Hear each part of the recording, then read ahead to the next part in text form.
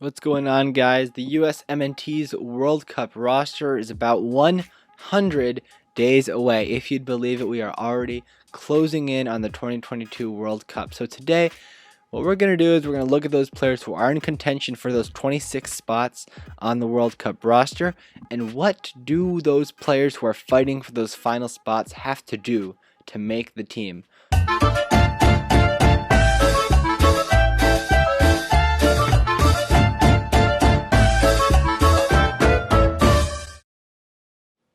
And before we continue, don't forget to subscribe to the channel and follow me on Twitter and TikTok because you'll find a lot more of me on those platforms.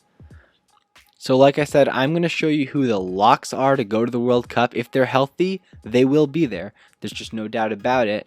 And then I'm going to show you who's in contention for those final spots and what do they have to do to get on the plane. Starting with the goalies, the locks are Matt Turner and Zach Steffen. There's not really much to say about it. You can debate who you want the starter to be. I personally prefer Matt Turner. I feel like there's a good chance that Greg Berhalter is going to go with Zach Steffen. But again, it really could go either way. Turner's not going to be playing a lot at Arsenal. Steffen will be playing every week at Middlesbrough, so that definitely adds an extra variable to it. There are three guys competing to be the third goalkeeper, and it really could go any way. All three of them have different benefits they bring because the third goalie is not going to play, so it's not as simple as who's the best player. Sean Johnson is probably the front runner right now because he did take his opportunity when he played in June. He played pretty well, but he's a really experienced player, good locker room leader, and one of the older heads in the locker room. Ethan Horvath is probably the best, most complete player at this moment in time out of these three, but again, he did not take his opportunity in June.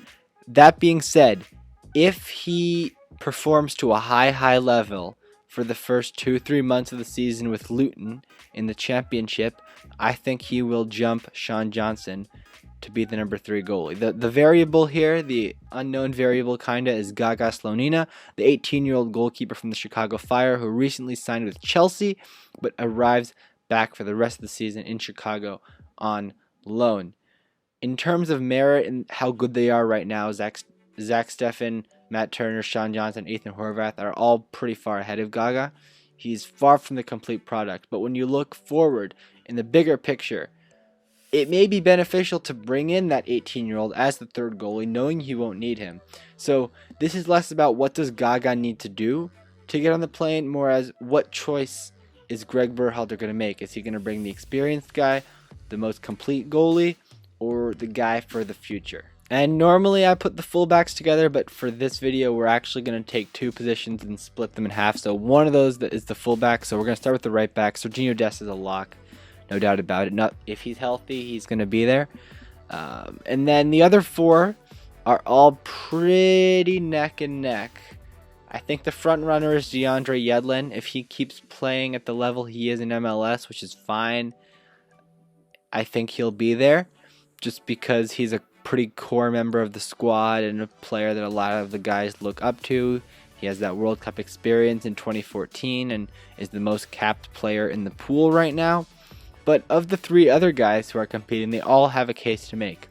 Reggie Cannon started 3 out of 4 games in the junior national window, and though he wasn't very good in them, if he can have a good start to the season with Boavista, I think that he will pretty inevitably be that third right back on the World Cup roster.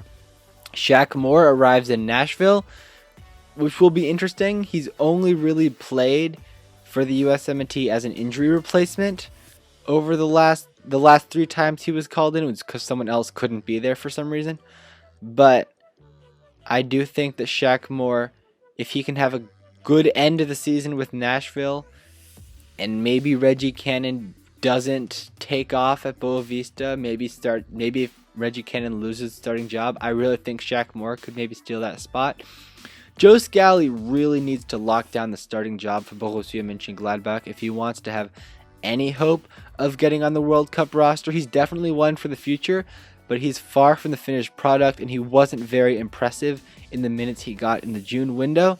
So while it's definitely possible for Joe Scally to be on the World Cup roster, I think especially as an actual backup right back option, it's going to be tough for him. He really has to lock down the starting job, like I said, in the Bundesliga and perform at a high level there.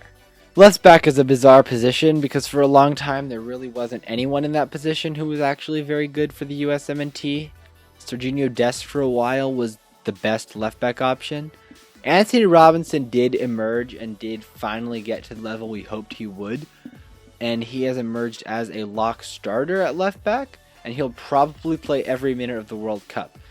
His backup, no matter what, is going to be like Serginho Dest.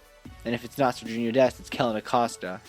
If there is even a second left back on the World Cup roster, they probably won't play, and it could be a bunch of guys. George Bello has been called into more World Cup qualifying camps than anyone else at left back. He's been called into 3. And he's actually only played 2 games and wasn't very good in either of them. Nor did he leave a mark in June, which does make the position wide open. Sam Vines hasn't been called into many World Cup qualifying camps. He only got called into 1 and he didn't play. And really, Berhalter hasn't really been that impressed by Sam Vines in the recent camps that he has been called in for. But if he can have a good start to the season for Antwerp and Bello doesn't playing well for Arminia Bielefeld, I think Sam Vines definitely has a shot at sneaking in just as a more reliable player than George Bello. The wild card, the young wild card for me, is Kevin Paredes. I'm a huge fan of Kevin Paredes, and if you've been watching the channel for a while, you'll absolutely know that. And I do think that he should have a shot at being that backup left back. Again, the backup left back won't play because they're a 3rd or 4th choice in that position, given that Dest and Acosta are on the roster as well, and even Chris Richards can play there too. But for me, Kevin Paredes is that kind of a player that, 1, they're young and they'll get experience, and 2, they'll just kind of create chaos. If you're in a really sticky situation, you're kind of running out of ideas, you can just throw him on and he'll make stuff happen somehow in some way. What does he have to do to get on the plane? Just needs to start getting minutes for Wolfsburg. He didn't play a lot last season, and he has to just lock down, not necessarily be a lock-in starter, but just start playing games for them because he's got the talent to do it. He just needs to get himself on the field. Center back is a pretty clear-cut situation. There's going to be 4 of them. There's almost no doubt about it. And 3 of them, we know who they're going to be. If they're healthy, it's going to be Chris Richards from Crystal Palace, Walker Zimmerman from Nashville, and Aaron Long from the New York Red Bulls.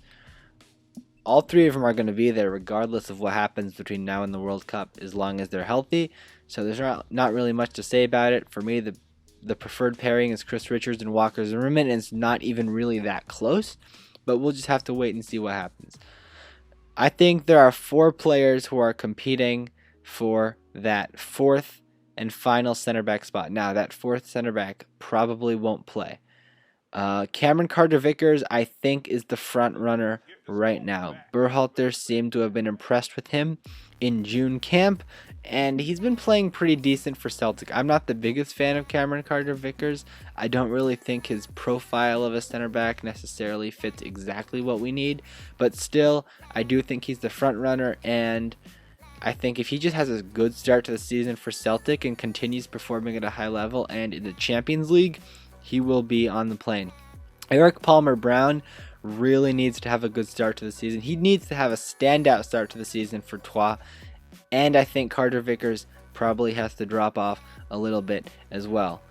But for me, I really like EPB, and I think he should have gotten more of a look in the past for the USMNT. Mark McKenzie missed the last 2 rosters. He's not been starting games for Genk, so it's hard to really say that he's going to be there, but I think if there's an injury or 2, he definitely has a shot at sneaking in. John Brooks. Oh boy, I mean, on raw talent alone, he's right up there, near the top of this list, right up there with Chris Richards. But the last 12 months have been really, really bad for John Brooks. He's played his way out of the USMNT picture, struggled to get back into it. We don't know the full details of it. His profile of a center back doesn't necessarily fit what Berhalter's looking for, at least according to Greg himself. Based on the way the USMNT wants to play, there are certain areas of his game he needs to improve in, that being playing in a high line and getting beat like that. But before anything else, if he really wants to go to the World Cup, he needs to find a club. Whether that's MLS, Turkey, whatever.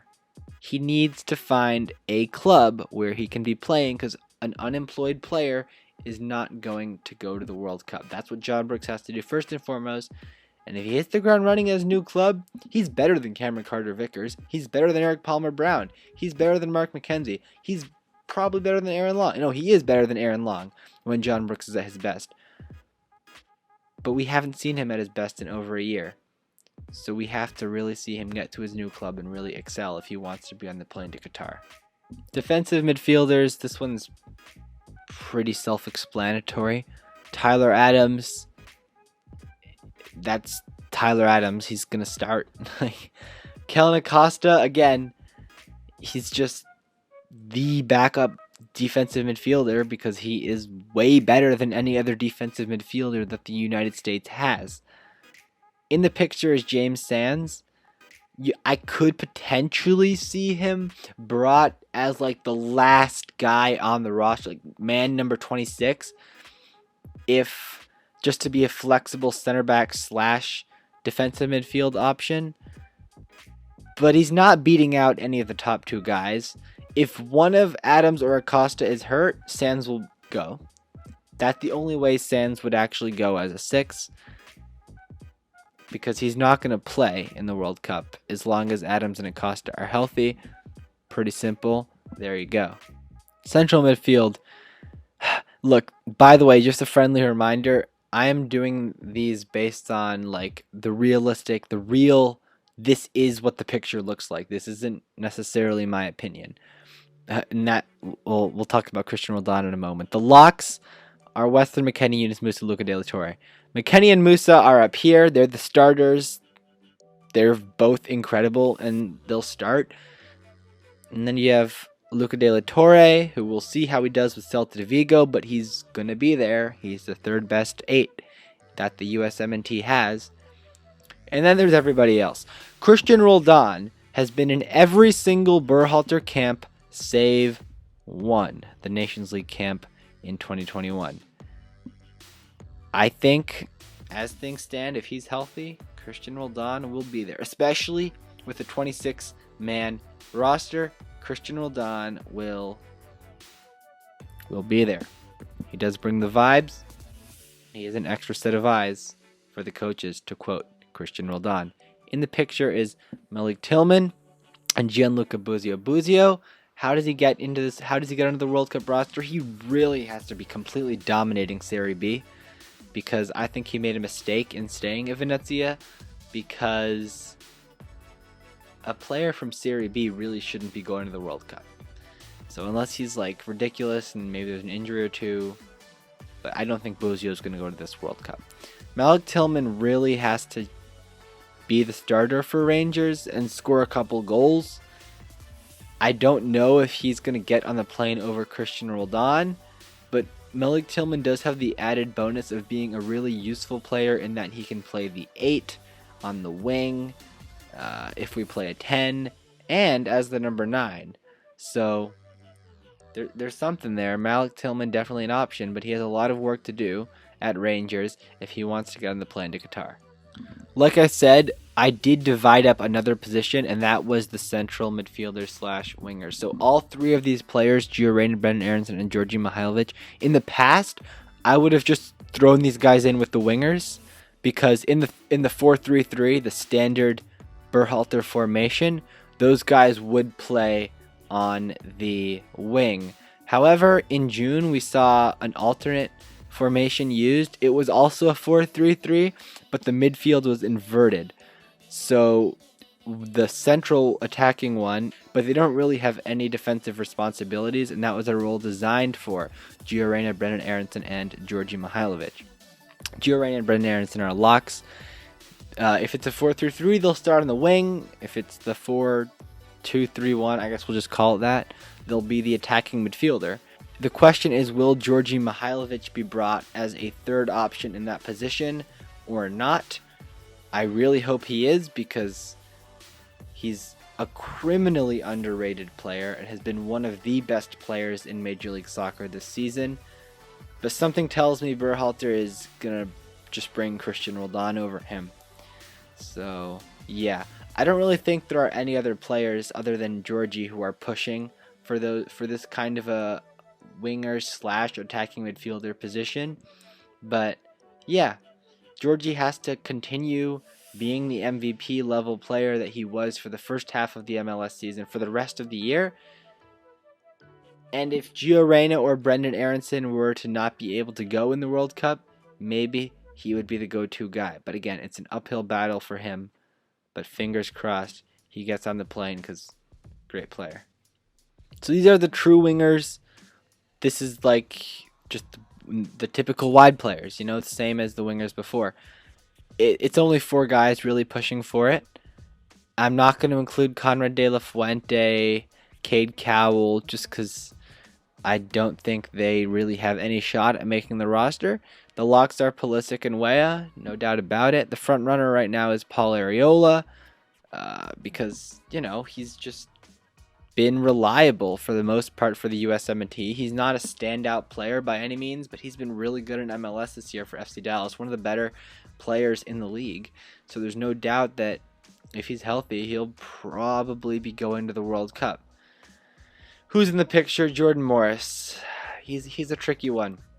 He's really not at the level he used to be. He's lost a lot of that explosiveness, and he misses a lot of chances for Seattle, which is a bit frustrating to watch, because he's one of those guys who, when he was at his best, pre his ACL injuries, he was a truly special player and honestly a starter at that time for the USMNT. But now we're seeing him a shadow of his former self. He's continued to be called up, and he did score a goal against El Salvador, and that goal against El Salvador honestly might have booked his flight to Qatar. But I think he needs to just score a couple goals between now and the World Cup. He'll probably go. It is what it is. Again, I would take Georgi Mihailovic over him as a winger, but I'm not quite sure that Greg Berhalter sees it that way. And unlike the previous positions, the striker position is a little bit chaotic. There are more guys competing for this one spot on the field than any other position in the entire roster. The lock is Jesus Ferreira. He's going to be the starter as things stand. I think he has 11 goals in MLS this year. He scored 4 goals in one game for the USMNT in June. We don't need to worry about the opponent. Still 4 goals in a game doesn't happen every day. Front runner right now to be one of the 3 strikers, assuming there are 3, is Ricardo Pepi. Again, form's been terrible. Hasn't scored a goal or gotten a competitive assist since arriving in the Bundesliga almost a year ago. He hasn't scored a goal since October 7th. But he's probably still the front runner just because of his talent and how he can do different things that he's asked to do. He's a pretty well-rounded player. So for me, I would take those 2 as number 1 and number 2. The third striker. I mean, it could be anyone. It's impossible to say. There are even guys who I didn't include here who it hypothetically could be. Like, even Matthew Hoppe isn't on this list. If he starts getting minutes wherever he ends up playing this year and starts scoring goals, it could be him. But Jordan Pifak, Haji Wright, Daryl Dike, Josh Sargent, Brandon Vasquez, Giassi Zardes. The first 4 are all in Europe. If they want to go to the World Cup, they have to just be in form. Because for me, after the top 2, I just bring whoever is the most in form at the time the roster is made, because I don't think there's a big difference between a lot of these guys. Jordan Pifak, score a couple goals in the Bundesliga, he'll go to the World Cup. Haji Wright, continue the form he had at the end of last season, where he was one of the best strikers in the Turkish Super League, he'll go to the World Cup. Daryl Dike, start scoring goals in the Championship like he was with Barnsley 2 years ago. He'll go to the World Cup.